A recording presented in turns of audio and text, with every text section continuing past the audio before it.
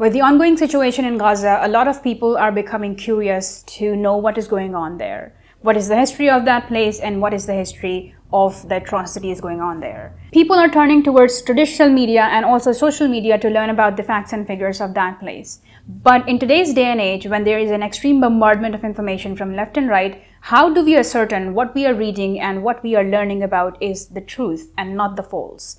And how do we ascertain that what we are reading is not a myth? So in today's video, the book that I'm going to be introducing is called 10 Myths About Israel, and it is written by Ilan Pappe. The book was first published in 2017. It is a pretty short and simple book comprising only of 211 pages, and the author, Ilan Pappe, is an Israeli Jew now residing in Britain. 10 Myths About Israel is divided into 3 parts. The first part is called The Fallacies of the Past, and it is further subdivided into 6 chapters. The second part of the book is called Fallacies of the Present, and it is further subdivided into 3 different chapters. And part number 3, the final part, is called Looking Ahead, and it only comprises of 1 chapter, and the book concludes with a conclusion at the end. As the title suggests, the book talks about 10 pretty common myths about Israel, and the author in the book tries to debunk those myths by sharing actual facts and figures and historical data with the audience in a way that it sort of changes the perspective around the entire narrative that is built about this situation that is going on in Gaza right now. At the beginning of the book, in the preface itself, the writer mentions that it is not a balanced book at all. Rather, it is his humble attempt to redress the balance of power on behalf of the colonized,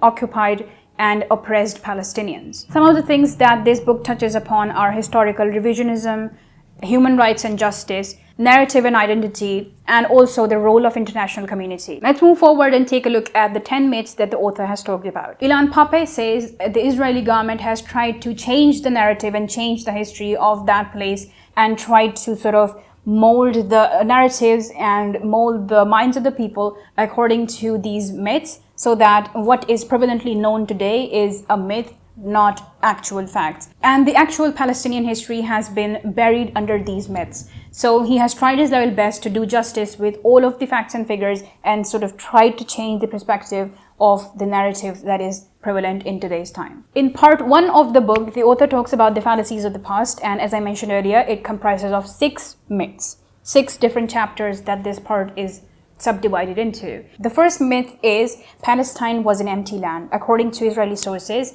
the Palestinian land was completely barren and it didn't have anything at all. No humans, no fertility, nothing at all. And according to sources, this land was found and cultivated and fertile after the arrival of Zionists. However, the counter argument to that shows that Palestine was already an established and thriving land with people in it, and it was comprising of Palestinians who were Arab Muslims, Christians, and Jews. And everybody used to live in harmony. Moving on to myth number 2, it says the Jews were a people without a land. So basically, Jews were sort of people who didn't have any piece of land. There are a lot of narratives that claim that Jews were the actual inhabitants of the Palestinian land. And according to them, when the Jews were forcefully removed from Palestine during the Roman Empire, the Jews that later on went and settled into the land of Palestine in 1882 were the same descendants of those Jews. So basically, the land belongs to them. The author has gone in depth in this chapter and from a historical perspective tried to answer all these questions. The third myth that the author talks about is Zionism is Judaism. Even today, if you scroll down on social media, you will come up to different posts where people say that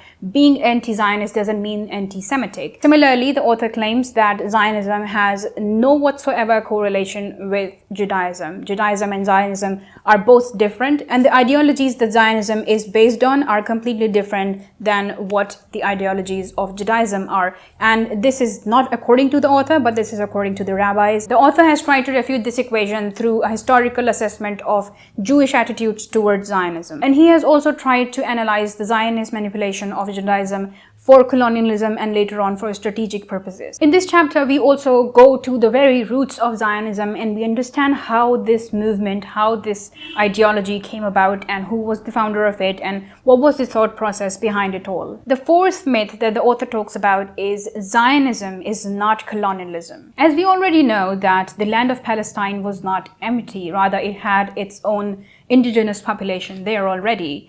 And Zionist leaders already knew that, but they didn't share this information with the settlers that they planned to send off to the land of Palestine. When the settlers decided to move and went there, they were shocked to see an already full-fledged population thriving there and cultivating the land and enjoying the fertility of the land. And according to them, the native Palestinians didn't have any right to live in that land because it belonged to them, because it was their homeland. According to the myth, Zionism is actually a liberal national liberation movement, but the counter-argument to that shows that it is actually a colonialist, rather a settler colonialist. And this project is actually pretty similar to what we have already seen in South Africa, in Australia, and in the Americas. Moving on to myth number 5, it says that the Palestinians voluntarily left their homeland in 1948. 1948 is the year of the Nakba, the Great Massacre. And according to this myth, the Palestinians there left voluntarily because they wanted to leave that place. In this chapter, the author has debunked this myth by sharing facts and figures of professional historiographers. This is also when the Palestinian refugee issue became an actual issue. 1948 was also the year when the policies of ethnic cleansing changed. The policies of expulsion were replaced by the policies of restricting Palestinians to their own villages. According to the author, it is of extreme importance to recognize the ethnic cleansing of 1948 and to recognize the fact that the happenings of 1948 was actually an ethnic cleansing operation. Furthermore, he says that without acknowledging the happenings of 1948, and if we continue undermining the happenings of 1948, the conflict between these two sides will continue on forever. Because according to him, the happenings of 1948 is actually the root cause of the conflict, because it was actually when Israel took over and occupied 80% of the land of Palestine. The final myth of part 1 is the June 1967 war was a war of no choice. According to the myth, the war that happened in 1967 was of no choice, and Israel didn't have any choice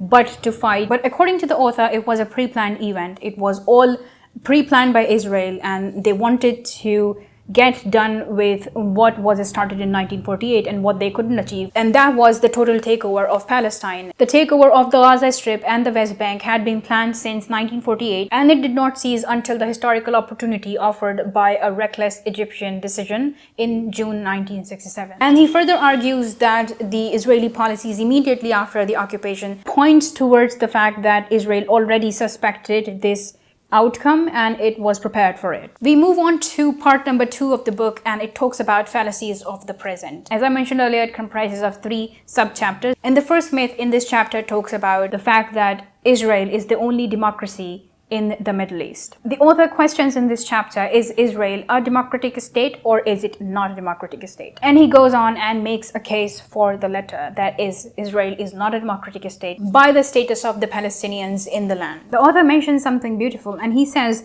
the litmus test of any democracy is the level of tolerance it is willing to extend towards the minorities living in it.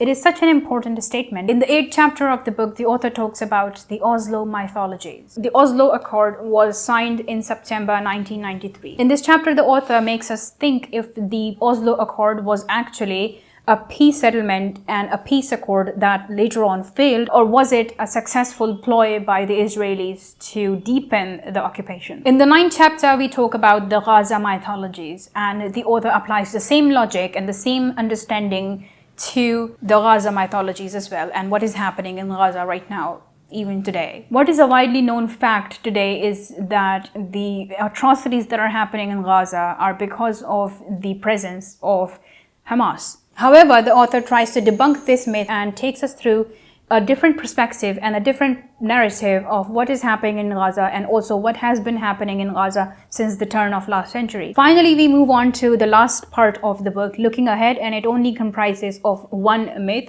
that is the two-state solution. According to the author, the ground realities are extremely different, and this two-state solution is not the way forward at all and will never be a peaceful settlement between the two communities. The book was written in 2017, and what has been happening since then is obviously not mentioned in the book, but the author has definitely predicted a lot of things according to the pattern that has been happening since the past, especially the attacks in Gaza. He has mentioned in the book that Israel will attack Gaza in 2020, but the world shut down in 2020. So what he has predicted in the book, we are now seeing in 2023, and even worse. The book is written in an extremely easy way. If you are a student of history, if you're not a student of history, if you are interested in history, or if you're not interested in history, this book will keep you hooked, because you will get to learn so much. You will not only get to learn about the different historical facts and figures, but also the entire propaganda and the entire basis of the myths that are widely known as facts in today's time. If you don't know anything about what is going on and you are looking forward to reading something and to gain a little bit more knowledge about what is going on, then this is a perfect book for you. If you already know a lot about what is going on, and if you follow a certain narrative and you are looking forward to reading something different, a different side of the story, then this book is also a must for you. I pray that the atrocities end soon and we see a peaceful and free Palestine. Please keep the people of Palestine in your prayers. With that note, we have come to the end of this video. Assalamu alaikum.